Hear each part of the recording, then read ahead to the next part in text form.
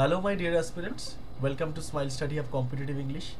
আবার তোমাদের সকলকে ওয়েলকাম জানাচ্ছি আরও একটা 2022 ডাব্লিউবিসিএস এর টপার টক্সে। আজকে আমার সাথে উপস্থিত আছেন স্যার সন্তু লাহা। তিনি এইবারে 2022-এ ডাব্লিউবিআরএস অর্থাৎ রেভিনিউ সার্ভিসে সিলেক্টেড হয়েছেন। তোমাকে অনেক অনেক ওয়েলকাম আমাদের এই টপার টক্সে। নমস্কার, অসংখ্য ধন্যবাদ। আজকে তোমার কাছে কিছু প্রশ্ন রাখবো, যে প্রশ্নগুলো বাংলার বহু ছেলে মেয়ে যারা ডাব্লিউবিসিএস এর স্বপ্ন দেখে, যারা অনেকটাই ইকোনমিক ব্যাকগ্রাউন্ড থেকে স্বপ্ন দেখে, যারা ভাবে যে আমাদের কাছে হয়তো দামি দামি বই ইনিশিয়ালি কেনার মতো ক্ষমতা নেই বা বিগ বিগ ইনস্টিটিউটকেও অ্যাভেল করারও ক্ষমতা নেই, তারা তবুও স্বপ্ন দেখে। যখন তারা ভাবে যে গ্র্যাজুয়েশনের পর বেকারত্ব ঘিরে ধরছে, তখনও স্বপ্ন দেখে। তো এই কিছু স্বপ্ন দেখা মানুষরা, তারা অপেক্ষা করে এই ভিডিওগুলোর জন্য বছরে একবার। তাদের জন্য এটা একটা উৎসব। তো আজকে আমরা এটাকে কোনো ইনস্টিটিউশনাল ওয়েতে ক্লিয়ার করবো না। আমরা এখানে কিছু গল্প জানবো, তোমার এই গল্পগুলো যাতে মানুষকে অনেক বেশি ইন্সপায়ার করতে পারে। তো সন্তু, শুরু করো একদম তোমার স্কুল কলেজ লাইফ থেকে, এবং সেখান থেকে ডাব্লিউবিসিএস এ পদার্পণ কিভাবে, সেই ছেলে থেকে আজকে, মানে একটা ছেলে যে কিনা স্বপ্ন দেখতো, একজন অ্যাসপিরেন্ট, সেখান থেকে ডাব্লিউবিসিএস অফিসারের পদার্পণের গল্পটা। সবার প্রথমে সকল দর্শককে আমার নমস্কার, এবং তোমাকে অনেক থ্যাংক ইউ এরকম একটা প্ল্যাটফর্ম আমাকে দেওয়ার জন্য, যেখানে আমি আমার কথা বলার সুযোগ পাচ্ছি। প্রথম কথা, আমি প্রত্যন্ত গ্রাম্য এলাকার ছেলে। তো সেখানেই আমার গ্রামের প্রাথমিক বিদ্যালয়ে আমি আপ টু ক্লাস 4 পড়াশোনা করি। তারপর এইচএস পাস করি আমাদের বাড়ি থেকে 5 কিলোমিটার দূরে একটা স্কুলে, পাঁচরা হাই স্কুল। সেখানে সায়েন্স নিয়ে আমি এইচএস পাস করি 2016 সালে। আর 2016-র পর গ্রাজুয়েশন কমপ্লিট করি আমি টিডিবি কলেজ, রানীগঞ্জের টিডিবি কলেজ থেকে ম্যাথমেটিক্স অনার্স নিয়ে। এই ডাব্লিউবিসিএস এর জার্নিটা শুরু হয়েছিল আমার মাধ্যমিকের রেজাল্ট আউটের পর। মানে মাধ্যমিকে আমি আমাদের ব্লকে থার্ড হয়েছিলাম। তো সেই সময় সংবর্ধনা জানানোর জন্য আমাদের থানা থেকে ডেকে পাঠানো হয়। তো যথারীতি ওইখানে আমার কাছে তখন ধারণা ছিল যে থানার ওসি সাহেবই সবচেয়ে বড় হয়তো পুলিশ কর্তা। তো আমি যতবারই দেখছি যে ওনারা বলছেন যে বড় সাহেব আসুক, তারপর আমরা অনুষ্ঠান শুরু করছি, তো আমার মাথায় একটা কোয়েশ্চেন ঘুরপাক খেতে থাকে যে বড় সাহেব আবার ওসি সাহেবের থেকেও বড় সাহেব কে আছে।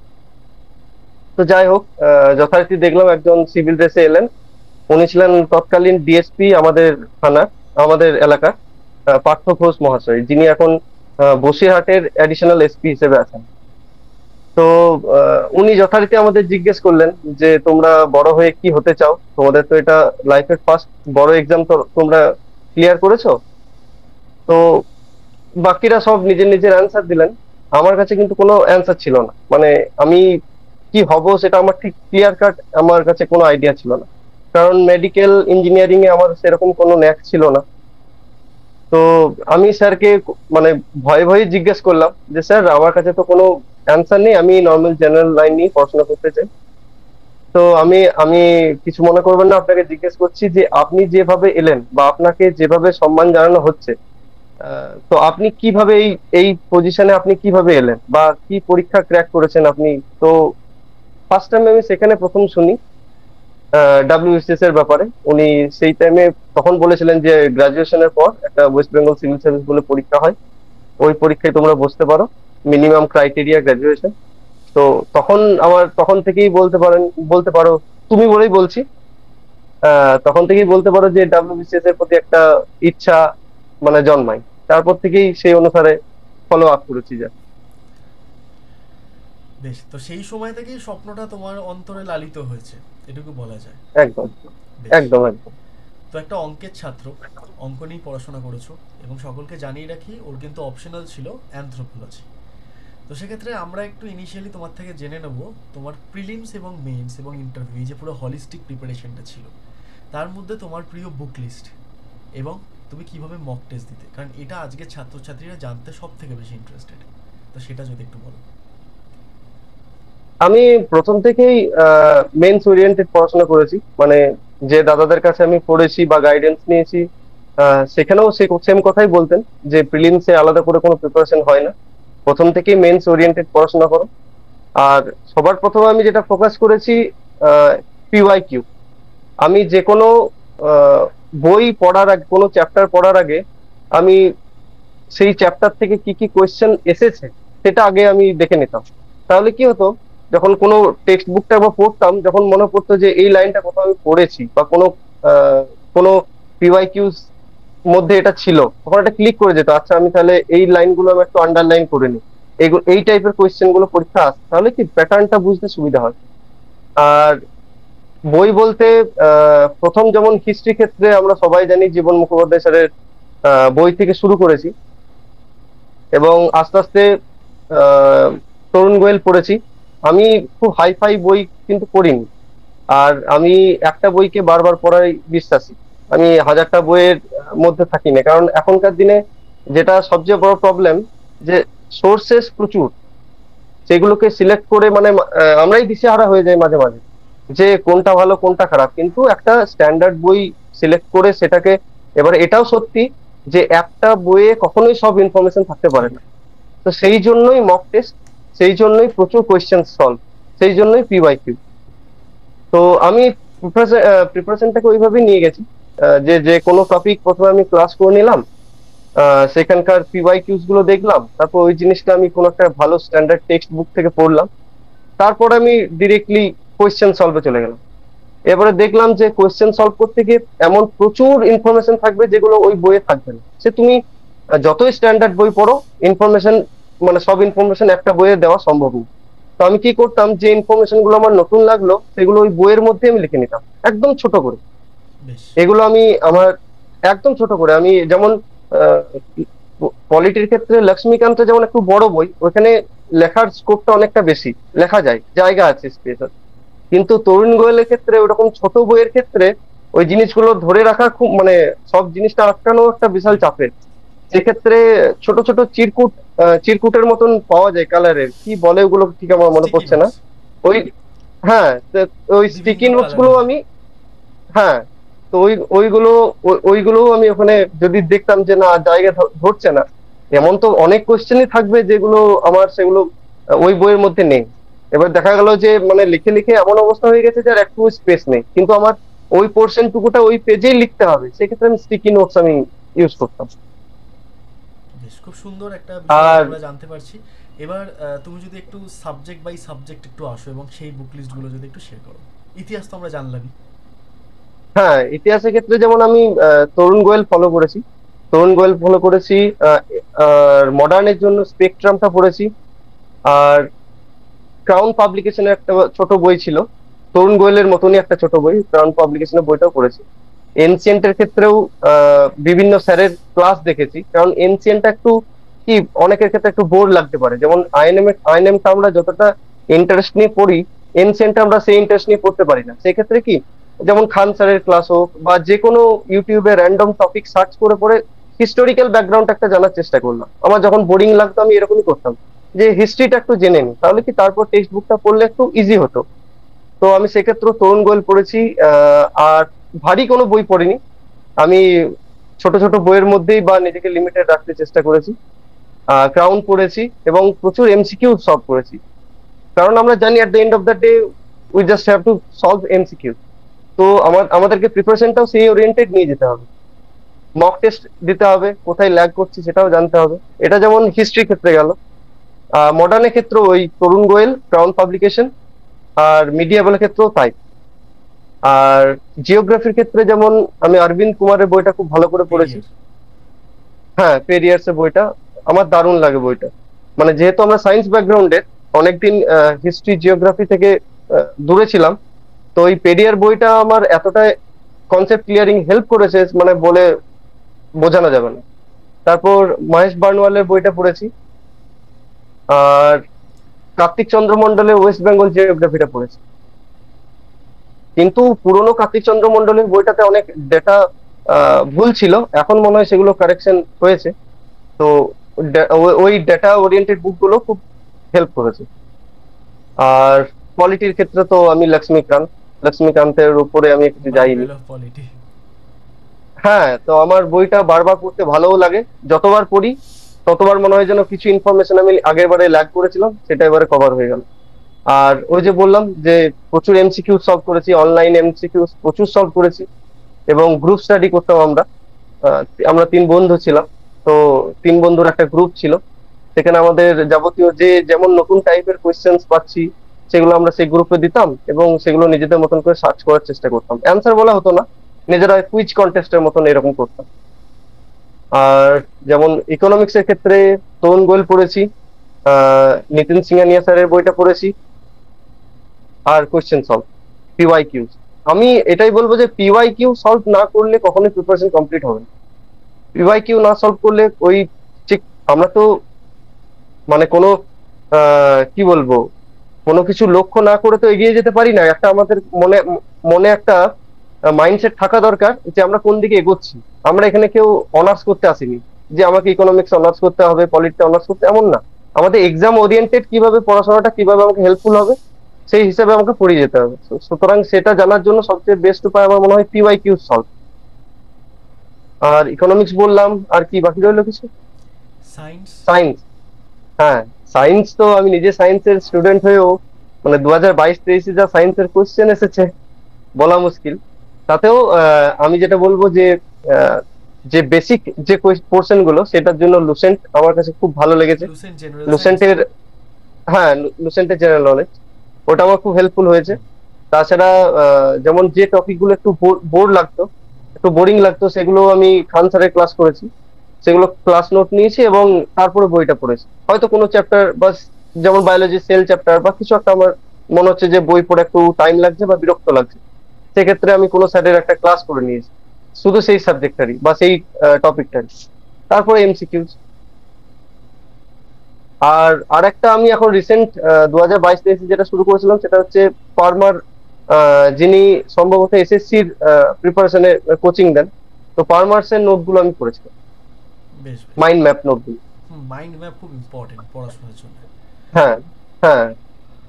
এছাড়া আরো একটা বিষয় একটু জাননা, সেটা হচ্ছে নিতিন সিংহানিয়া স্যারের ইকোনমি বইটাও কি ফলো করেছিলে ইকোনমি করার সময়, যখন ইকোনমি পার্টটাকে আমি ওটা পড়তে হচ্ছে? ইকোনমিকটাই বলেছিলাম, আমি নিতিন সিংহানিয়া স্যারের শুধু ইকোনমিক্স বইটাই বলেছিলাম। আচ্ছা, ওই আমি জেনারেল স্টাডিজ এর যে গোটা বইটা ওটা বলছিলাম, ওটা আমি পড়িনি। ইকোনমি। আচ্ছা, হ্যাঁ, হ্যাঁ, বুঝেছি। মেইনস যে সময় তুমি দিয়েছো, মানে মেইনস প্রিপারেশনটা চলাকালীন কোন পেপারটা তোমাকে সব থেকে বেশি মানে বাধাপ্রাপ্ত করছিল বলে তোমার ধারণা? মানে কোন পেপারটা তোমাকে খাটতে একটু হলেও বেশি হয়েছে, মানে যেটা মনে হচ্ছে তোমার উইক পয়েন্ট?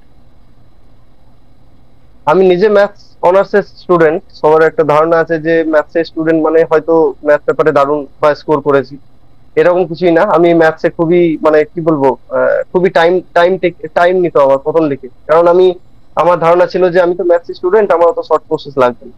তো সেই ভুল ভ্রান্তি আমার পরে আমি বুঝতে পারি যে কোথায় ভুল করছি। তো তারপরে আমি শর্ট প্রসেস গুলো শিখি এবং প্রচুর প্র্যাকটিস করেছি। তারপরেও আমার মনে হয়েছে যে আমি ম্যাথসে আর একটু বেটার পারফর্ম করতে পারতাম, তো ম্যাথসের পেছনে আমি টাইম দিয়েছি।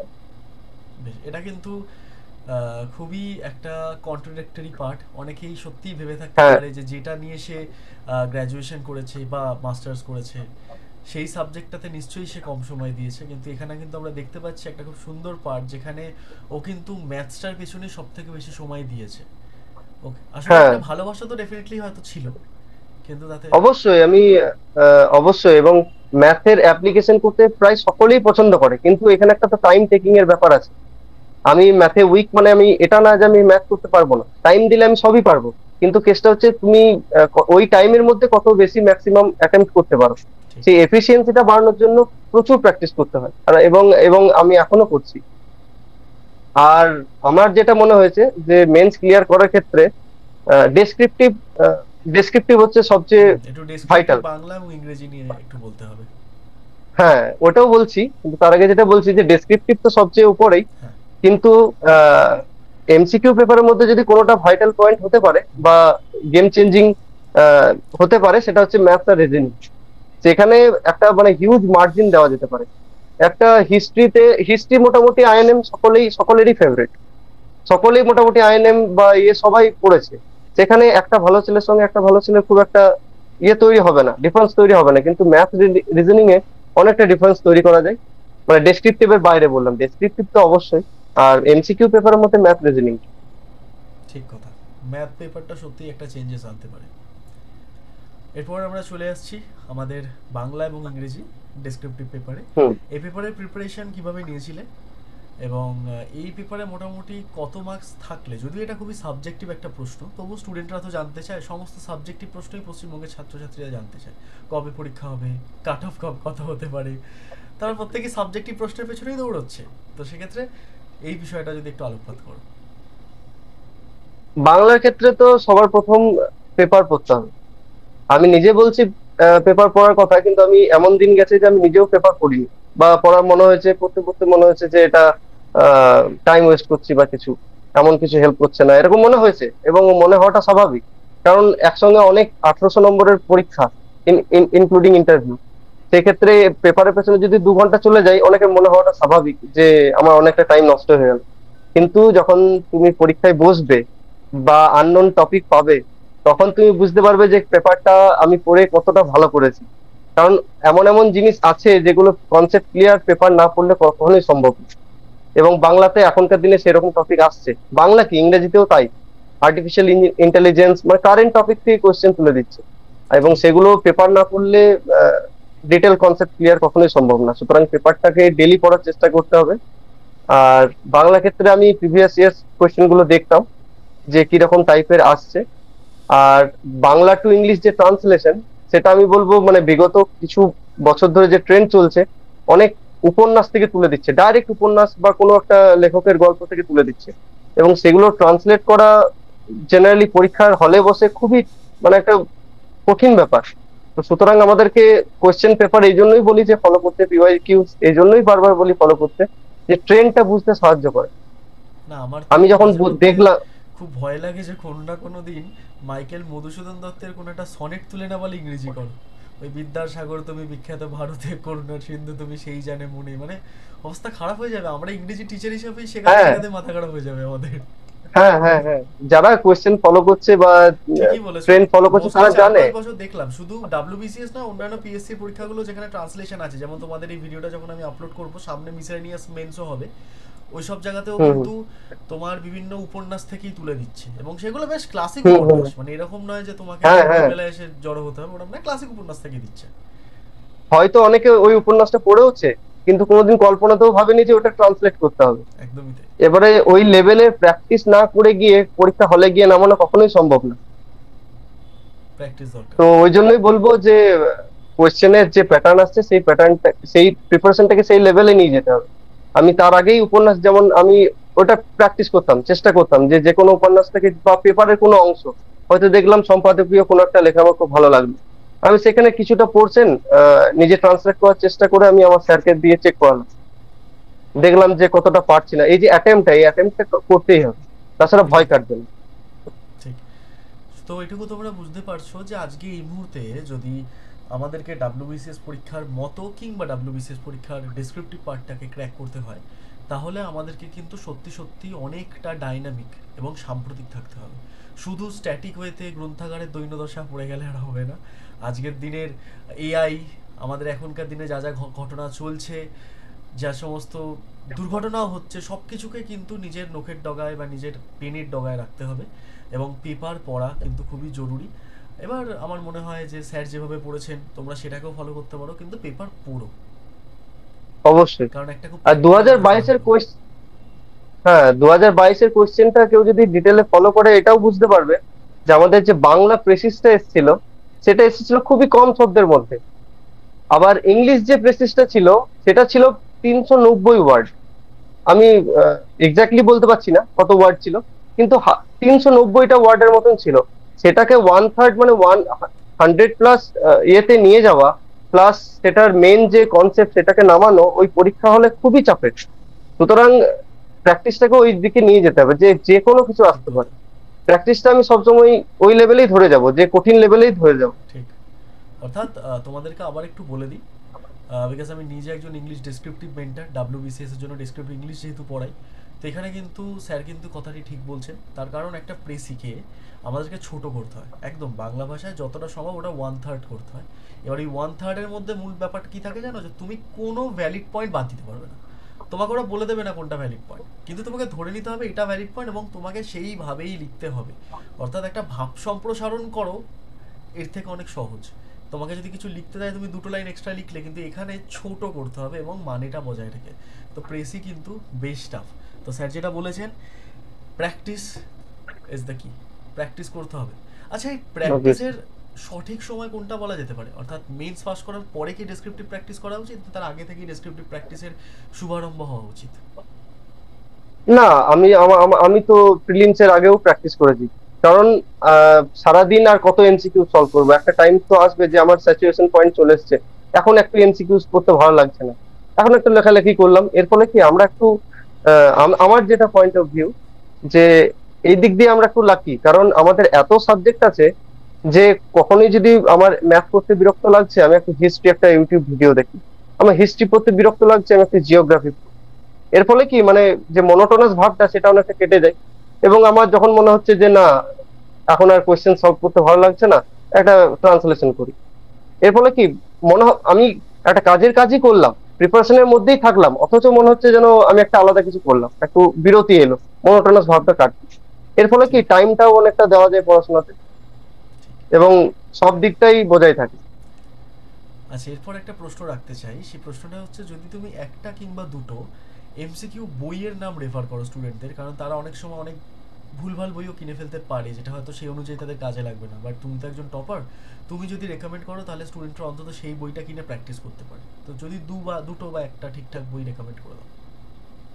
আমি আমি যেমন তরুণ গোয়েলের 10,000 প্লাস বলে একটা এমসিকিউ বই ছিল, যেখানে ম্যাক্সিমাম যেটা ছিল যে বিভিন্ন পিসিএস এক্সাম, বিভিন্ন স্টেটের যে সিভিল সার্ভিস হতো, বা সিএইচএসএল, সিজিএল, এই টাইপের যে পিওয়াই কিউজ গুলো, ওইগুলো নিয়েই মোটামুটি বইটা তৈরি করা।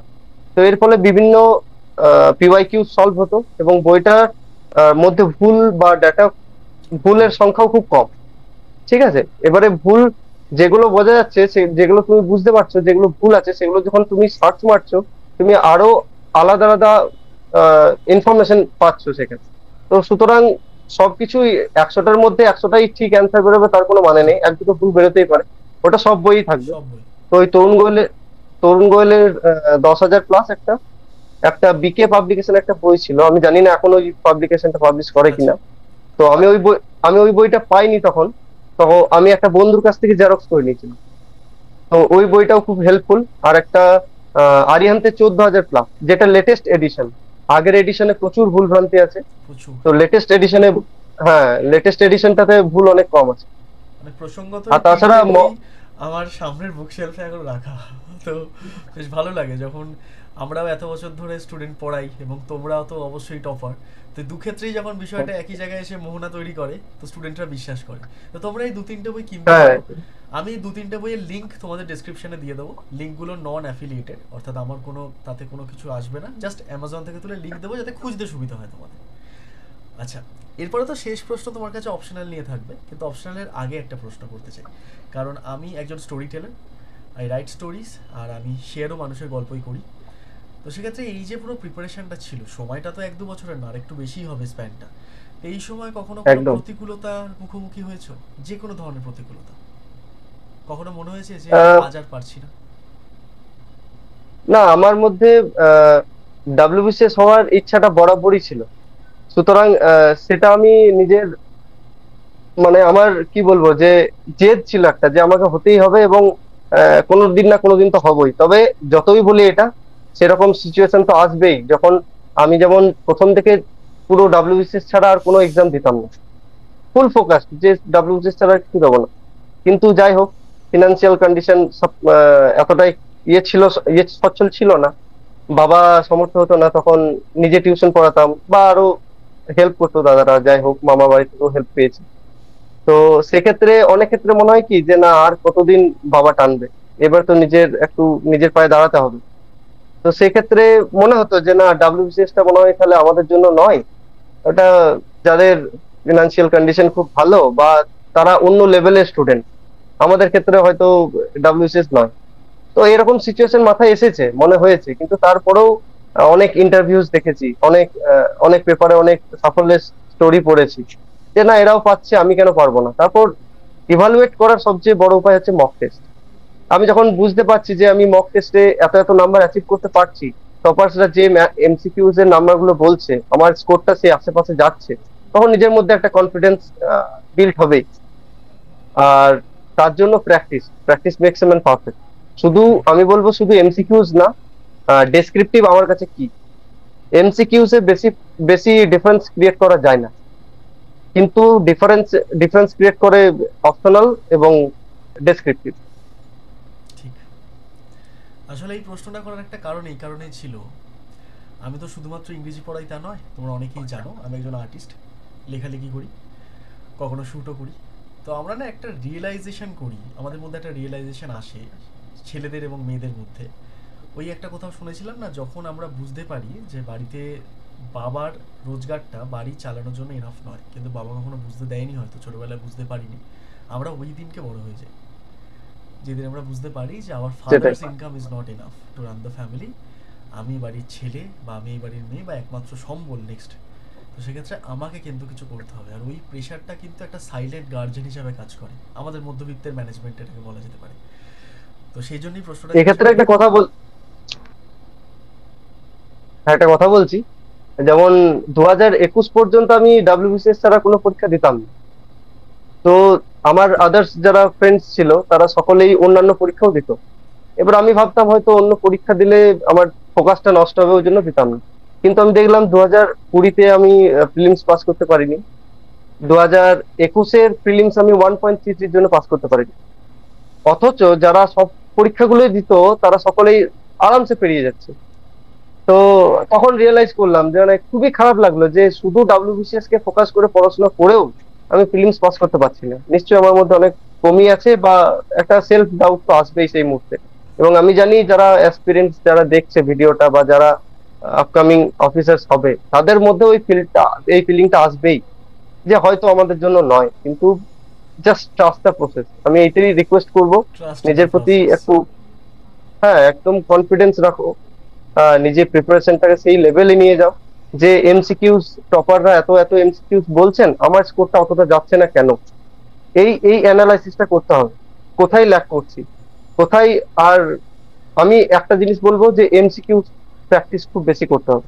তুমি বই পড়ছো, বই রিভিশন দিচ্ছ, ঠিক আছে, ওটা তো অবশ্যই করতে হবে, ওটাই বেস।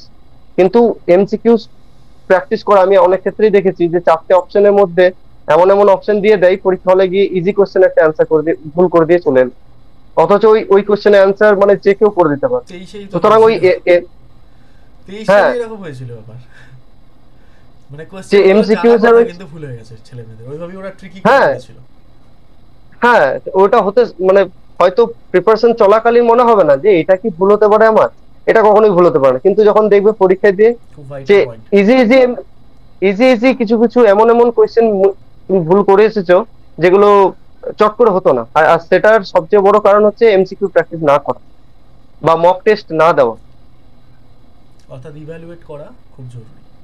হ্যাঁ, অবশ্যই অবশ্যই। আজকে শেষ প্রশ্ন, সেটা হচ্ছে অপশনালের প্রিপারেশনটা কিভাবে নিয়েছিলে, কিছু বুক লিস্টও যদি রেফার করে দাও। অপশনালের ক্ষেত্রে আহ, আমি প্রথমে একটা দাদার কাছে পড়েছি। সেক্ষেত্রে আমি কিছু নোটস কালেক্ট করেছিলাম, গতানুগতিক যে নোটস হয় সেই নোটস গুলো পড়ে বুঝতে পারলাম যে একটু ডিটেল কনসেপ্ট ক্লিয়ার না হলে পড়া মানে অসুবিধা হবে। কারণ আমরা অ্যানথ্রোপোলজি আমার ক্ষেত্রে নতুন ছিল, কিন্তু ইন্টারেস্টিং, কোয়াইট ইন্টারেস্টিং, কারণ it's related to another subject. তো প্রথমে আমি বলবো বিবেক ভাসমের বইটা পড়তে। বিবেক ভাসমে যদিও পিওয়াইকিউ বেস, কিন্তু ওখানে ডিটেলে এত সুন্দর ডেসক্রাইব করা আছে সবকিছুই। তাছাড়া কোনো টপিক, যে অ্যানথ্রোপোলজির সিলেবাস, সেই সিলেবাসটাকে আমি সবাইকে বলবো আগে মন দিয়ে পড়তে, ওয়ার্ড টু ওয়ার্ড সিলেবাসটাকে পড়তে। ওই সিলেবাসের বাইরে কোনোদিন কোশ্চেন হবে না। এবং ওই তুমি যে কোশ্চেনটা ছেড়ে এসেছো বা পার্ট ওয়ানে দেখবে সেই সিলেবাসের মধ্যে কোথাও না কোথাও লেখা আছে। এবারে এমন এমন কোশ্চেন আছে বা টপিক আছে যে টপিক গুলো কোথাও পাবে না, যে কোনো স্যার হয়তো ওইটা নোটস বানাননি বা আস্তে আস্তে পরে বানাবেন বা এরকম কিছু হবে। সেই ক্ষেত্রে তুমি গুগলে সার্চ নাও, ওই টপিকটা নিয়ে ইংলিশে পড়ে নাও, কনসেপ্টটা বুঝে নাও। কনসেপ্ট বুঝে যেটা বুঝলে সেটা বাংলায় নিজে লেখার চেষ্টা করো, নিজে লেখা। এবার স্বাভাবিক ব্যাপার, যখন তুমি বাংলা থেকে ইংরেজি নিজের ভাষায় লিখতে হবে অতটা স্ট্যান্ডার্ড হবে না, কিন্তু something is better then nothing. তুমি যদি ওইটুকু কনসেপ্টটা পরীক্ষা হলে নামিয়ে আসতে পারো, তুমি 50% নাম্বার পেতেই পারো। এবং আমি পেয়েছি, পেয়েছি বলেই হয়তো সিলেকশনটা পেয়েছি। এমন অনেক কোয়েশ্চেন্সই থাকবে যেগুলোর অ্যান্সার তুমি কোনো বইয়ে পাবে না। আর যদি বই রেফার করতে হয় তো আমি বলবো যে বিবেক ভাসলে, আর একটা হচ্ছে শিবশঙ্কর দত্ত। শিবশঙ্কর দত্ত তো আমাদের পিওয়াইকিউ বেসড একটা বই। আর তাছাড়া বাজার চলতি কিছু নোটস তো অবশ্যই আছে, সেগুলো কালেক্ট করে রাখতে পারো। কিন্তু at the end of the day তোমাকে পিওয়াইকিউস, অ্যানথ্রোপোলজির ক্ষেত্রে যেমন পিওয়াইকিউস বেশি দেয়, আমি আদার্স অপশনাল ক্ষেত্রে বলতে পারবো না। আমি অ্যানথ্রোপোলজির ক্ষেত্রে বলতে পারছি যে পিওয়াইকিউ গুলো যদি কেউ সলভ করে অনেকটা সিলেবাস কভার হয়ে যাবে। এবং যদি তাও কভার না হয়, তুমি সিলেবাসটা ভালো করে একদম, আমি যেমন সিলেবাসটা টাঙিয়ে রাখতাম, সিলেবাসটা দেখতাম যে কোন পয়েন্ট আমার, কোন এখানের মধ্যে কোন এমন টপিক আছে যেটা আমার কনসেপ্ট নেই, যেটার আমার কনসেপ্ট নেই। তো ওই কনসেপ্টটা আমি গুগলে সার্চ নিয়ে হোক, এখন তো এআই চলে এসছে, এআই সার্চ নিয়ে হোক, বা ইউটিউবে র্যান্ডম সার্চ করেও কোনো জেনে না কোনো যাওয়া তথ্য যায়। পাওয়াই যায়। হ্যাঁ। বেশ। আরেকটা বই আমার মনে পড়ছে না বইটার, আমি ওটা পড়লে এখন তো বলা সম্ভব হচ্ছে না, আমরা ওই কমেন্ট বইটার নামটা সেকশনে আমি মনে মেনশন করতে। করে দেবো, কোনো অসুবিধা নেই। তুমি যদি এই মুহূর্তে ওটা মনে না পড়ে, it is a very normal thing, আমরা কমেন্ট সেকশনে মেনশন করে দেবো। হ্যাঁ, হ্যাঁ, হ্যাঁ, ওই বইটা একটু কমেন্ট সেকশনে আমি হ্যাঁ, স্যার এসে জানিয়ে দেবো কমেন্ট পরে। সেকশনে মেনশন করে ওই দেবে। বইটাও আমার খুব হেল্পফুল হয়েছিল। ডেফিনেটলি তোমরা যারা অ্যানথ্রোপোলজি অপশনাল নেবার কথা ভাবছো, তো অবশ্যই তোমরা এই বইগুলো রেফার করতে পারো।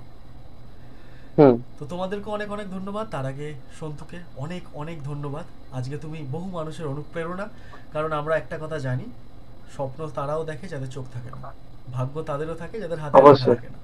তো তুমি খুব সত্যি কথাই বলেছো অবশ্যই। যে হাল ছাড়লে চলবে না, ট্রাস্ট দ্য প্রসেস। সেটাই। তো অনেক অনেক ধন্যবাদ আমাদের এই টপার টকে আসার জন্য।